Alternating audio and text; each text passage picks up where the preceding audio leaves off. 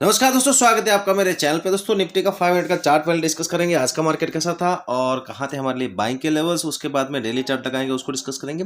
World में क्या चल रहा है माहौल, उसको डिस्कस करेंगे। अंत में लगाएंगे 15 मिनट का चार्ट, फुल डिटेल में एनालिसिस करेंगे कि मार्केट कल किस तरह का मूवमेंट हमें दे सकता है, शुक्रवार के दिन किस तरफ जाने वाला है मार्केट और कहाँ हो सकते हैं हमारे लिए बाइंग के लेवल्स। दोस्तों वीडियो को अंत तक जरूर देखना। दोस्तों हमारे वीडियो को लाइक कीजिए, हमारे चैनल को सब्सक्राइब कीजिए, हमें थोड़ा सा मोटिवेशन मिलता है नए नए वीडियोस बनाने का।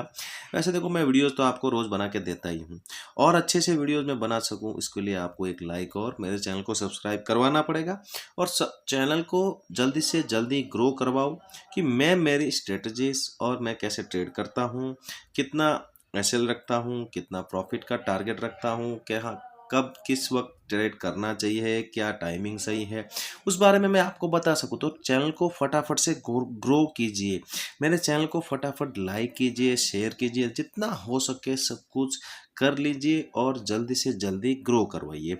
और दोस्तों आज का मार्केट देखेंगे तो यहाँ पे जो हुई है, ये जो मोमेंटम हुई है आज की, यहाँ से लेके ये लोअर लेवल के आसपास तक, ये क्यों हुई है? क्योंकि एक न्यूज़ मार्केट में चल रही है कि ट्रंप ने एक बिल पास कर दिया है रशिया के अगेंस्ट, और जो लोग तेल खरीदते हैं रशिया से उन लोगों पे बड़ा सैंक्शन या फिर पनिशमेंट करने के लिए वो बिल था, वो सैंक्शन हो चुका है।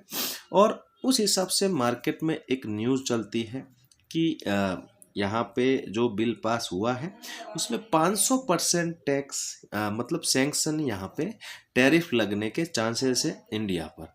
तो उस वजह से मार्केट में ये बिकवाली हमें देखने को मिली है।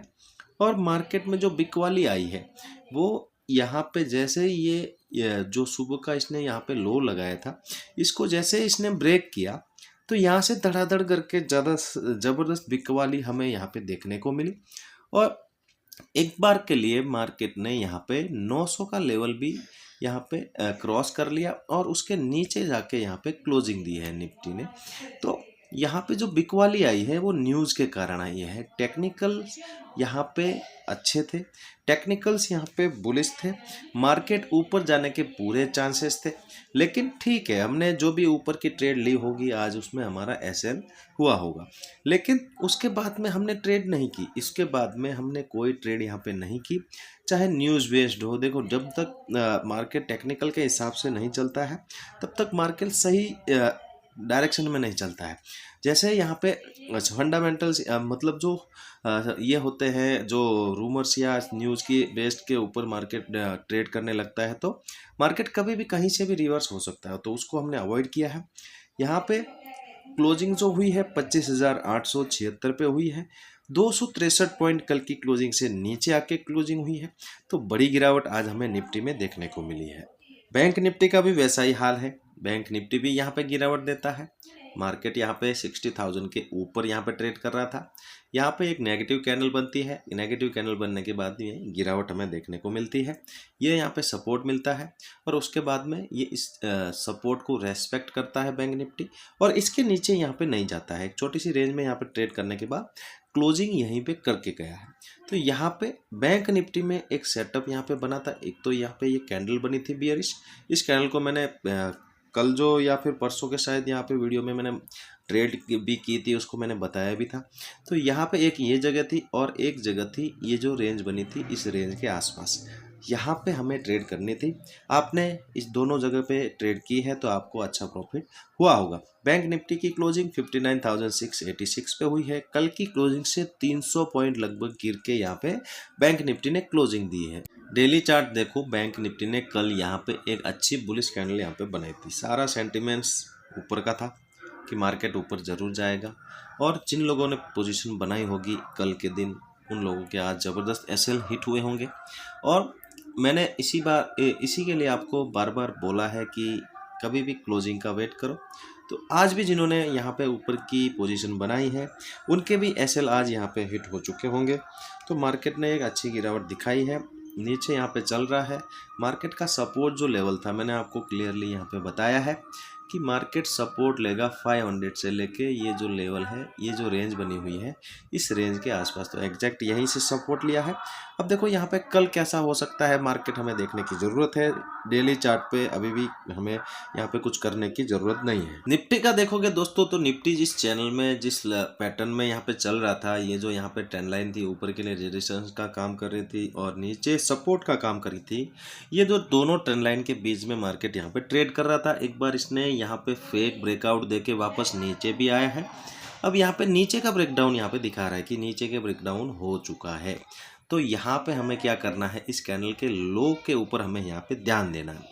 अगर कल ओपन होता है और इसके लो के नीचे ट्रेड करने लगता है तो हमें यहाँ पे छोटी सी क्वांटिटी में पोजीशन बना लेनी चाहिए। और हमारा जो टारगेट रहेगा वो जो ये जो लो लगा हुआ है और 600 का जो जोन है, यहाँ तक आप रख सकते हो। ऊपर के लिए अगर ये वापस रिवर्स होता है तो वापस इसी यहाँ पे जोन में ट्रेड करता हुआ दिखेगा, तो हमें यहाँ पे शांति रखनी है। अभी नीचे के लिए ही देखना है। अगर ये इस लो को ब्रेक करता है तो आप नीचे की तरफ कम क्वांटिटी में पोजीशन बना सकते हैं। निफ्टी में अगर कल आपको यहाँ पे ट्रेड करनी है दोस्तों, तो देखो यहाँ पे ये जो क्लोजिंग हुई है लोअर लेवल के आसपास हुई है और एक रेंज बना के नीचे ब्रेकडाउन करके फिर ये हुई है। तो यहाँ पे लोअर लेवल के आसपास जो क्लोजिंग हुई है और ये रेंज जो है, ये हमारे लिए इंपॉर्टेंट होगी। इसके बीच में अगर ये ओपन हो और यहाँ पे रुकने के बाद आज के लो को अगर ये ब्रेक करेगा तो और बड़ी गिरावट यहाँ पे देखने को मिल सकती है। तो हमें यहाँ पे ध्यान देना है कि यहाँ पे ये लो ब्रेकआउट होगा तो हम अच्छी क्वांटिटी यहाँ पे लेंगे।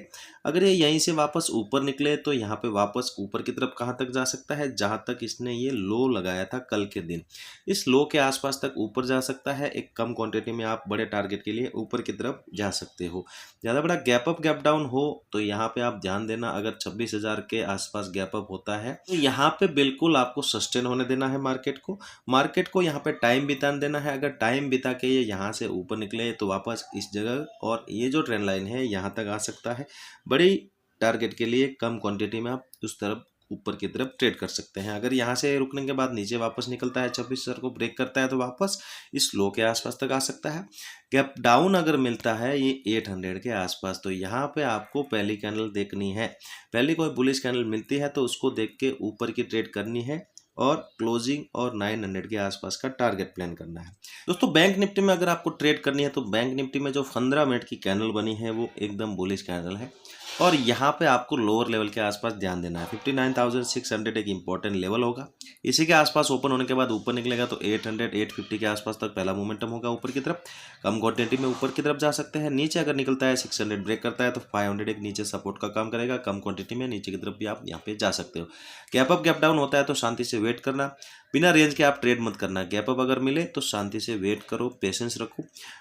देखो पेशेंस रखोगे तो मार्केट आपको ट्रेड जरूर देगा। तो अब भी कभी आपको ट्रेड करनी हो गैप अप गैप डाउन के बाद में तो मार्केट को टाइम बिताने दो, उसके बाद में ट्रेड करो। जिस तरफ भी ब्रेकआउट या ब्रेकडाउन करेगा उस तरफ आप ट्रेड कर सकते हो गैप अप गैप डाउन होने के बाद। दोस्तों वीडियो यहाँ तक देख रहे हो, वीडियो अच्छा लगा हो लाइक जरूर करना, चैनल पे पहली बार चैनल को सब्सक्राइब जरूर करना। चलते हैं, मिलते हैं नेक्स्ट वीडियो में। जय हिंद।